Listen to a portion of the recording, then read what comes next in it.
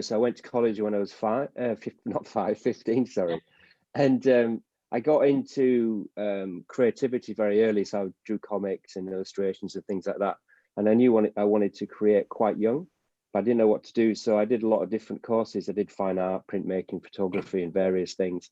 And then eventually twigged that graphic design was a kind of a confluence of lots of different things. So I studied graphic design. I did a kind of provincial design course. I didn't go to university, and I did that for a few years. And on that course, I actually started my first agency when I was kind of late 19, early 20. And that's what got me in the game. For me, it's hi, I'm Aporva, and great to see you all. Thanks for joining.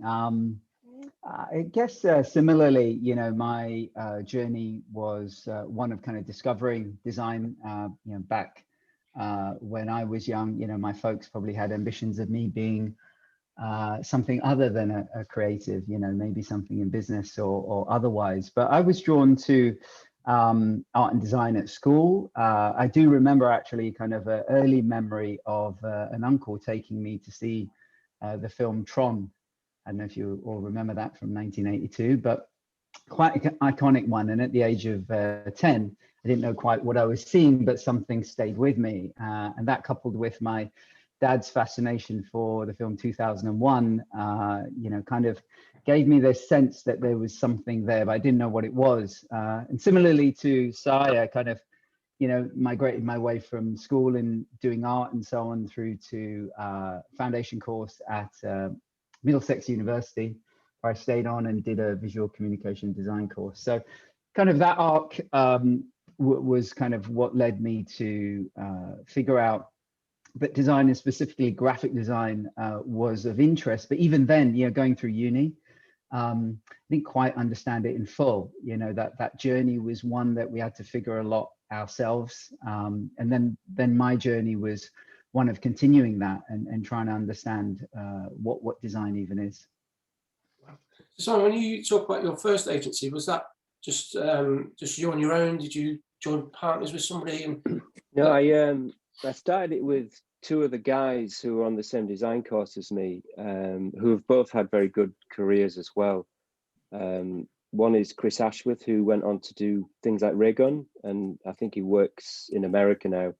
And Gary Brown, he was at Designers Republic and had his own agencies in the north of England for 20 odd years.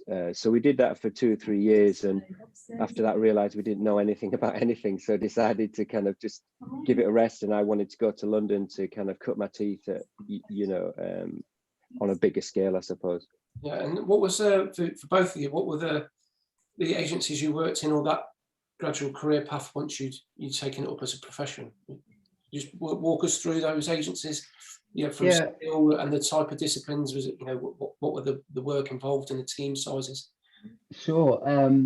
Well, my journey actually, you know, coming out of uni and graduating, like we all must have done in our own ways, was just one of just reaching out to different agencies that I admired, you know, whether I'd seen them or read about them. And actually, my journey began in a very sort of tactile way, where I hand delivered to every creative director or agency that I admired. You know, I actually jumped on the train or wherever I went to hand deliver them unannounced, but trying to get in front of the right people. So it seemed to work, you know, not every time. I couldn't get past the front desk in a lot of places, but what was really interesting about that was just getting a glimpse inside the hallowed grounds of, you know, a design studio and seeing what that was like. And I do remember one time going to an agency, I don't know if it still exists actually, called Williams and Foer, a long time ago. And one thing that I remember that stood out was that they were all having lunch at a long table. And I think that agency had their own chef, which was really interesting. You know, now maybe that's a little bit more common, but 20 something years ago, that really stood out. So, but anyway, look, my journey started, I got a gig at a company called Michael Peters, which really focused on all sorts of design, but primarily corporate branding, so annual reports and so on. And I spent an internship there. It extended to 3 or 4 months. at which point I moved to Saatchi and Saatchi for a few months, working in their design team. And that was an interesting contrast, one where I realized that advertising wasn't for me, although I did get a chance to, you see, back then, you know, Macs and so on, I think in '95, were you know, not as common. And then someone who had joined, the young designer, kind of work on these things was very exciting for them. So I got to work on a campaign for the launch of RAV4, Toyota RAV4 as an intern. But it was actually very soon after that a friend I'd made at Michael Peters, a guy called Ben Tomlinson, said, you should chat to this guy called Simon. You know, he's coming down to London to kickstart a London office of an agency that you might be excited about. And that's the next part of the story, where I you know, went to chat and interview with Si in Harrow, of all places, actually where I grew up. So just down the road from me, and that starts the journey of my relationship and partnership with Si. But that was my journey in the early years. Wow, that's brilliant. So the Saatchi experience, what was it about that? As you know, I've actually spoke to a few people about this recently, and how that model doesn't really exist anymore. That, you know, huge advertising agents. What was that? What was that like at the time? Was that just a? You should tell the ad agencies that. They wouldn't agree. But what was that like as an experience which made you think that wasn't for you? Was there any catalyst in that you just? Yeah, there was actually. So it's a good question.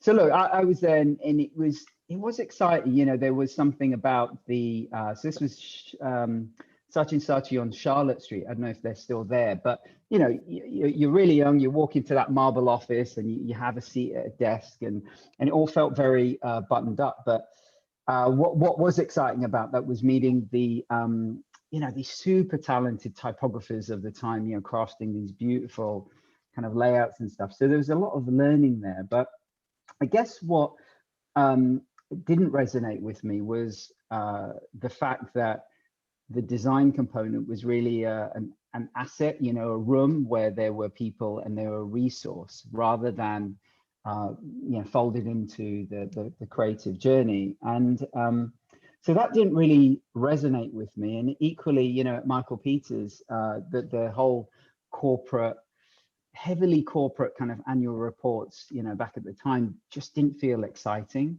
And then when you know, I met Si and you know, joined the agency with him, the decision was easy. It was, do I go after the lower paying job, was full of creativity and potential, that was a little bit scary, or do I stay at Saatchi and Saatchi, which fortunately did offer me a job at higher salary, but maybe just not as exciting? And to be honest, creativity won out. It was just the desire to make something cool. And what I was seeing from the work Simon and that team were doing was really exciting, and it was things that I admired, and that drove me. So, you know, it wasn't necessarily about getting the paycheck at that point. You know, it was about trying to do some great work, and you know, that was the tipping point for me. Yeah, so it's more of a gut feeling, isn't it? About, you know, where you. Yeah, definitely. I did stew on it, you know. Saatchi and Saatchi, certainly for my folks, was like that's a name they recognise. So I think it was a quick win. But yeah, you've built one that they recognise now, though. That's, which is nice. Thank you. Yeah, hope so. Going I hope so. Back to you, Simon. Before you guys met, where were you at that point? Was that a team that you were leading? Was that an agency you worked for? Yeah, I basically joined a small provincial agency in the period I thought I'd go to London, because I just needed to work a little bit. And as it turned out, I went to London to open the studio with one of the founders of that company, and subsequently opened their New York and then San Francisco studios. So I basically went around opening studios and was global creative director over a kind of 6, 7, 8 year period. And it was a kind of heady times, because it was the 90s, and you know, it was just high octane. Music scene was good, life was good. And we went from, I started out as a pure graphic designer. I studied Swiss typography. I studied hot metal, and I was a very kind of craft-based designer. but it's when technology hit the industry. And I like the confluence of people like Rauschenberg and kind of collage, Von Oliver type designers, but I also like 8VO and the kind of Swiss Vanguard type designers. And I like the fact that technology could liberate you to do things that we couldn't do before. It took weeks to make things, and it was very immediate. So I kind of smushed all that together in London with some cool designers, met Aporva, and then we decided to take on the world. So that's what we did for about 5 or 6 years. We went over to America, and that's where we hit like true branding and, you know, companies of scale. So we started out, I mean, we went to New York with like no money, no experience. I was only 26 when we opened the studio in New York, and I was 24 when I went to London, and we just tried it. And fortunately, people liked either our accents or our attitude, but they let us have a go. And we started working with MTV, and that got us some work with Kodak. Did a lot of work with Kodak, and then we got some Nike work, and then we started working with like Microsoft, and we did a concept car, and we did loads of different things. And what was really cool was we learned a lot of things we really care about now, which is it's the power of technology to connect people. So I was in San Francisco around the time of the dot-com boom, when all the first generation of tech companies came out, and we shot things, we made short films, we animated things, and tried to figure out a way of bringing all of those things together. And it was all very people focused. So it was branding at scale, and it was for tens of millions of people rather than the small scale of design we'd been doing previously. My first agency, we would design something for 150 people. Then suddenly we were designing something for 100 million people. And that responsibility, I really enjoyed the idea of democratized design for everybody, but trying to do stuff that still has an edge to it, basically. Yeah. You mentioned there about the idea of designing for 100 million people. Do you feel that pressure when you're doing that, or is that you have to sort of leave that to one side and just sort of concentrate on what's most important, which is the project at hand, not who it's for? No, it's like you with Dixon Baxi, the size of our clients and the work we do, we'd rather do fewer large projects a year to have a higher impact. So any given day, more than 1 billion people will be interacting with design systems that we've created. So it's a responsibility to get it right, but it's a thrill to think that you can share design and create design systems and branding and ideas that lots and lots of different types of people work on. And 80% of the work we do is international, and we really like that idea that the things we design for Japanese people and Russian people and South American people, it's not just a kind of provincial or UK perspective, it's very much about the world. So it's actually the fuel, really. The thing that excites us is designing for real people all over the world, but trying to do that in a way that is uncompromised and is really well designed. Obviously, the metric is our pride in the work. I'm not saying we're necessarily good designers, but I think we do a good job. Yeah. There's a couple of projects that I'd like to sort of touch on specifically. The first one is the MTV work you just mentioned, Simon. That features in your new videos, the Dixon Baxi way, and I was really interested in how your thought process, basically created that way. It was very much maybe against what I think MTV were expecting. Is that correct? Quite taken upon the local area, some of the the things that littered the sort of streets, the street art, the signage, etc., etc. I'd just love to sort of dig a little deeper on how that sort of process, how that manifests itself. Is that just being in the environment? You just have to immerse yourself in what the culture, the people that were tuning into MTV or their audience, to come up with something that was, something unexpected at the time. Yeah, I totally agree. I think very nice encapsulation of a lot of that. I mean, this was really our first project. So in a sense, it was the inception of Dixon Baxi and figuring out who we were, who Dixon Baxi was. And some of you certainly may have heard this, but we did start the company with a list of things we would do and wouldn't do. And, this was an opportunity for us with a fantastic first client to set our stall out and figure out what that attitude and that energy was. So we really approached it in quite an unapologetic way. We actually started the business not showing any of our previous work. So the 7 years, 8 years before of our career, we started with conversation and ideas. So the MTV project actually, you know, even that first presentation, I think we did touch on it on the Dixon Baxi Way, was a painting. And in a sense, you know, that was our research. That was our chance to immerse ourselves. I mean, we were, I think, 30 at the time, but, you know, our observation was simply that we didn't know what it was like to be the audience, you know, a 16-year-old person in their bedroom listening to rock music and seeing the world in a different way. So how could we capture some of that? So our research was to, you know, scoot around London in my car, peeling off things off billboards, finding old broken CD players, bits of sneakers, bits of typography, language, graffiti, all of that. And then, you know, it being our first, project at the start of the business, we didn't have an office, so we actually created that painting in Simon's second room, and it was like a Rauschenberg. It was sticking things on, you know, a triptych of a canvas, paint, you know, sneakers, and so on and so forth. And what we're trying to do was really capture the energy and attitude of what it was like for MTV. And they were coming from quite an anodyne brand. It was hyper slick, really well done, but it didn't capture that attitude that we talked about. And so that's what we pitched up to the MTV offices with. So, you know, a TV was present and we were supposed to plug in our laptops, but we actually cleared the desk and unwrapped with bubble wrap this painting. And that became sort of the totem of how we approach things. You know, I think it's a great, you know, 20 years on, that kind of becoming a fan, going there, immersing ourselves in the world still rings true. Just back then, that was our version of it. And then MTV became a brand that we deleted the logo. So this is, look, before Twitter and social media and any of those things. So Si and I were scouring the blogs for language and tone of voice that was from the audience. And that was placed on the screen. And it became this typographic, you know, punchy, aggressive, unapologetic expression of music.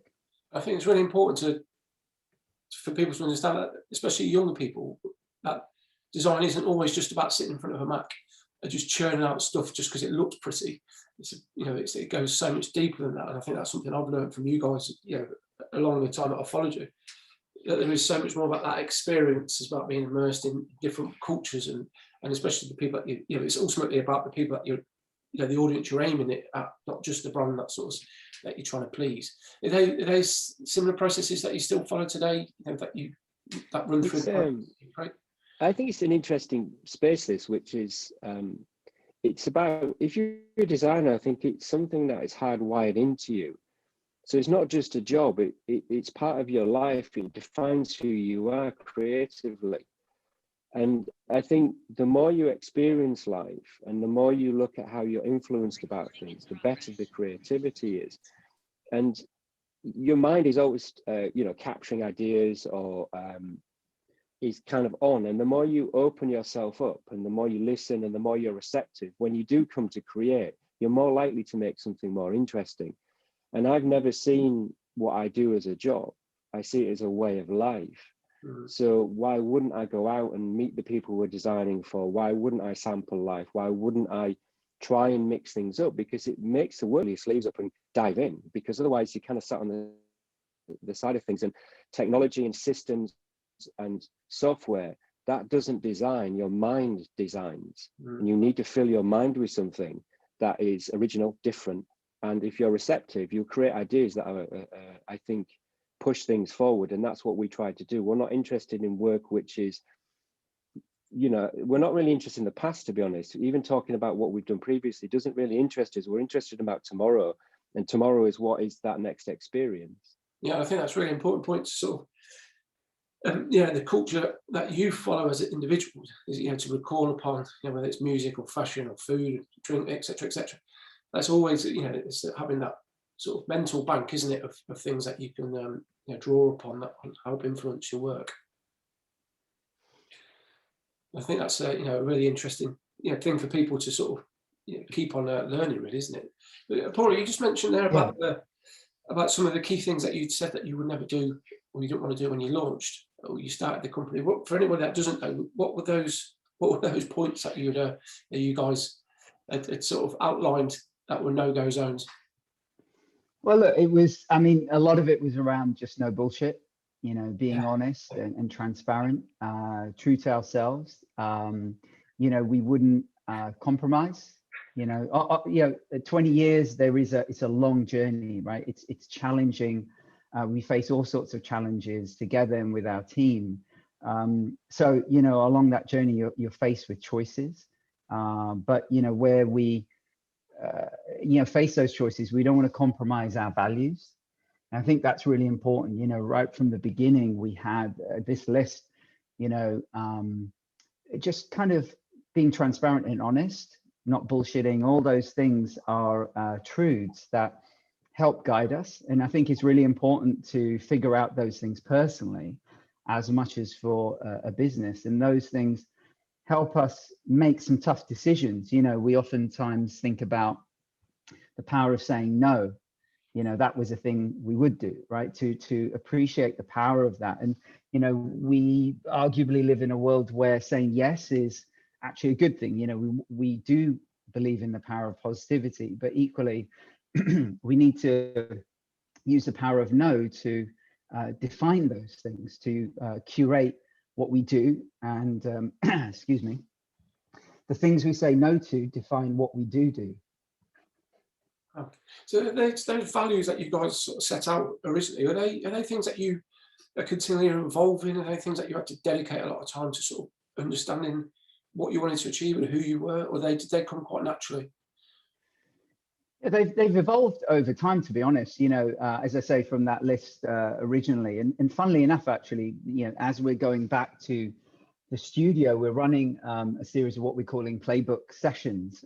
So off the back of the Dixon Baxi way, we've created a Dixon Baxi playbook, one that the team is part of. So we call it a living playbook. And essentially that roots into our values, and they have evolved over time, but largely they're built out of the same beliefs, you know, creating wonder, this idea that wonder is a magical thing. And that's what we go after. You know, it's this emotional hairs on the back of your neck feeling, versus something like rejecting convention.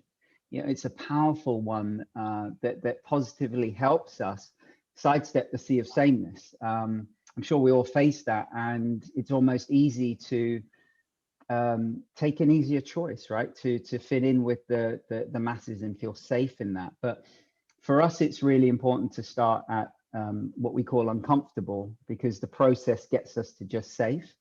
So these types of values, you know, making a difference, being fluent in people, you know, coming back to the audience, are things that have essentially been part of us from the beginning, from that MTV project, but have been refined so that it's something we can share, you know, with our team, and they can kind of bring to their lives, to the studio, to the work, and so on. So they help define us for sure. And is that from your approach towards the team and, you know, the fluency in people? It's the team really always at the heart of everything, you know, their well-being, especially in the world that we're currently living in. You know, the reintroducing them back into the studio, you have to take them on a one-by-one basis now. And, you know, I remember when I first started, it was, you were a group of people and that was it. You never really had an individuality.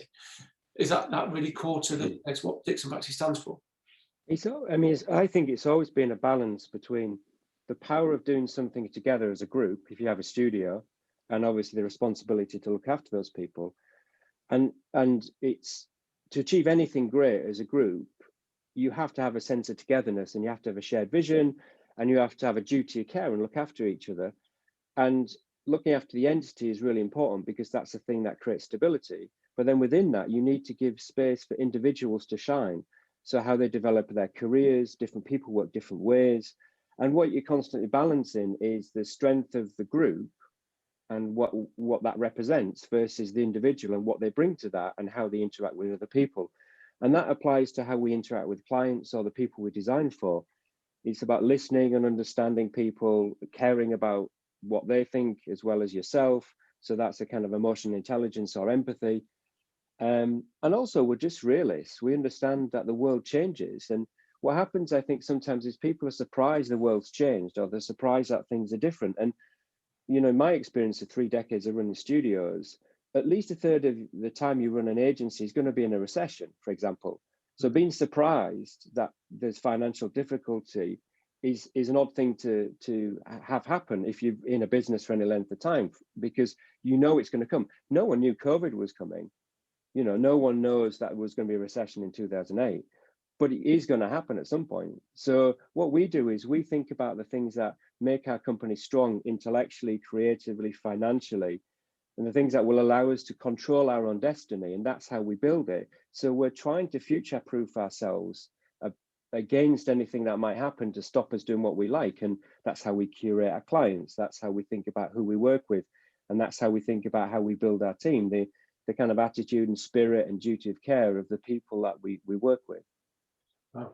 When it comes to clients and finding new work projects, do you have an approach, or is it you know on a basis where people come to you, and you know, is there a sort of set guidelines that you work on internally if people are, you know, don't want to maybe push it or aren't interested in challenging, that you refuse, or is there, you know, is it just a sort of a two-way conversation until you get to a place where it's a happy medium? You get to know prospective clients. So obviously we're lucky enough over the years to build a portfolio of work which is relatively visible. So obviously people contact us based on that. So for example, when we did the AC Milan rebrand, inevitably other sports companies and football clubs might contact you. And there's a kind of a conversation, much like meeting anybody really, about, are you like-minded? Do you share common goals? And that's what we look for with our clients. Is most of our clients are people who are ambitious and they're making great change with the companies that they work within. And we think about how we can help with that. So we're very honest and explicit about our process and the way we work and what we care about and how we can move the dial for them. But we listen a lot to what they've got to say. And in those conversations before we're hired, you build that kind of rapport. So when you do actually work together, there's a nice kind of synergy or kind of connection between them. If we're talking to somebody and maybe they're over here and we're over here as a prospective client, it just kind of doesn't gel, and we just end up not potentially working with them because we're not a good fit for everybody. And there's so many different ways of being creative and developing brands and creating design systems in the way we do, that we tend to just work with like-minded people, different minds, and you know, very diverse people because they're all over the world, but it's a shared endeavor. And if we get that, we tend to be okay. Yeah, no, brilliant. Just wanted to talk or go in a bit more depth actually about the Dixon Baxi way and your sort of a library of short films that you've recorded about the processes that you guys and the organizer, the studio, sorry. I've just going rewinding a little bit from that. I've had a copy of the Be Brave book that you produced, and obviously it's an open source book as well. You were saying before, just before we came on earlier, about that's about giving away copies and giving during COVID to give back to the community. Is the Dixon Baxi way an extension of that? Really become like a filmed, like I say, a short documentary sort of version of that, where you can actually go in more depth and people can hear you speak about it. Was that a natural extension? And do you think it's really important for people to look back on what they've created and what they've achieved to date and document that for others to learn from? Yeah, I mean, it is natural progression. I mean, we always have enjoyed, I guess, taking a snapshot of where we are. So when we released our monograph in, I think, 2016, 2017, the Be Brave, the Orange book, if you've seen that, and then particularly the V2 one, which we released digitally into the Dixon Baxi way, has been an opportunity for us to, I guess, take that snapshot of where we are as a team, as a culture, creatively, and almost it's a marker in time, but really it sets us off for what's next for the future. As a business, we've always been restless for change, so we're always almost shedding our skin and reinventing ourselves. And that's partly because Si and I get bored quite easily. So what's in the most positive way, what's next? What can we do next? How can we reinvent ourselves and accelerate to something new? We're always looking to the future rather than necessarily looking backwards.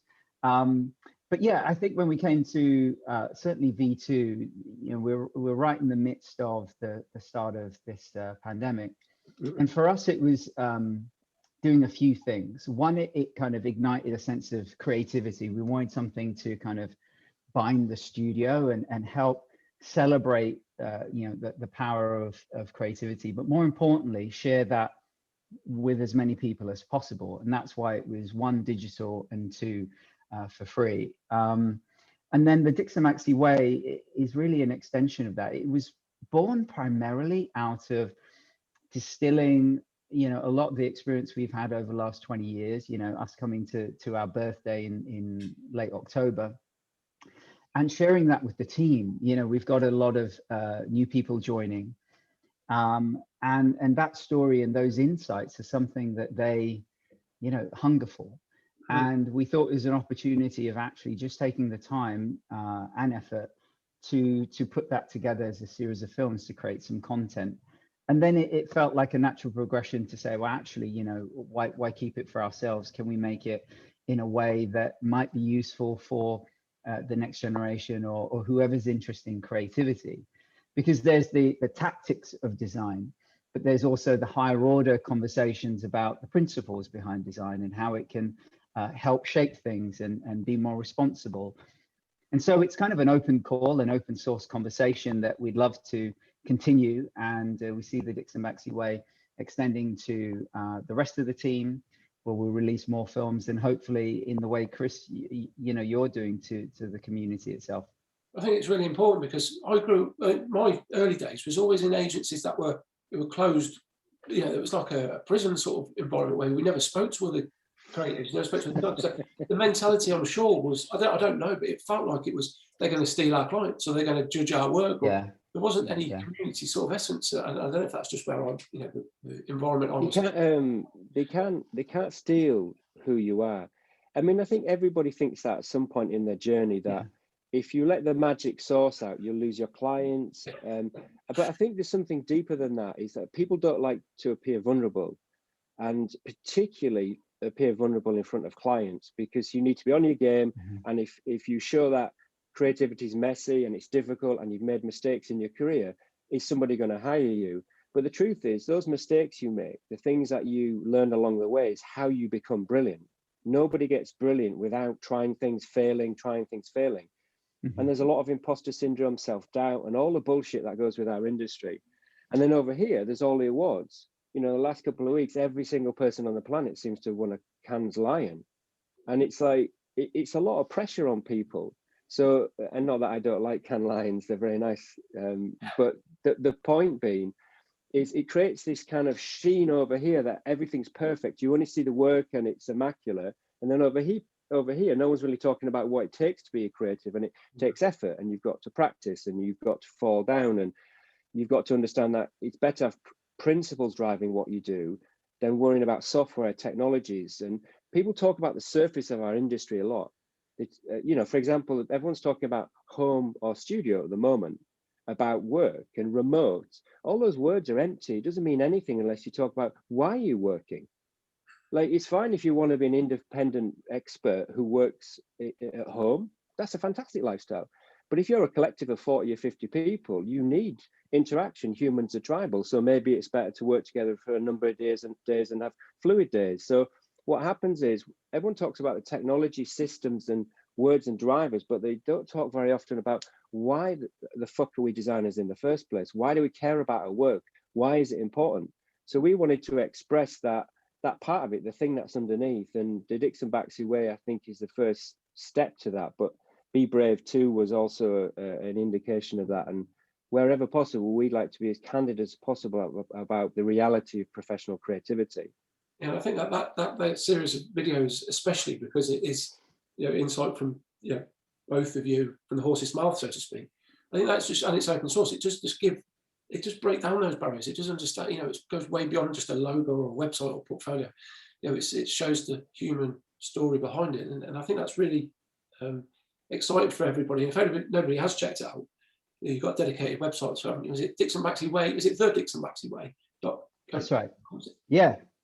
Thanks for the shout out. And I think, you know, The other exciting thing is, you know, so talks about, we see case studies, right? You know, there's kind of 8 key images, and then, you know, that is the story, and it's you know, those things get judged and they're out of context, you know, and it's very hard to kind of express the complexity of building some of those things, and the journey, and the craft, but also all the conversations, the diplomacy, the politics in making great work, taking client on the journey. And I think the films are also an opportunity to you know, pull back the curtain on some of that, some of the story beyond the finely crafted 8 or 10 images that express the work, because the work is the 9 months or the lifetime before that, and that's really interesting. And I think it's exciting to talk about that beyond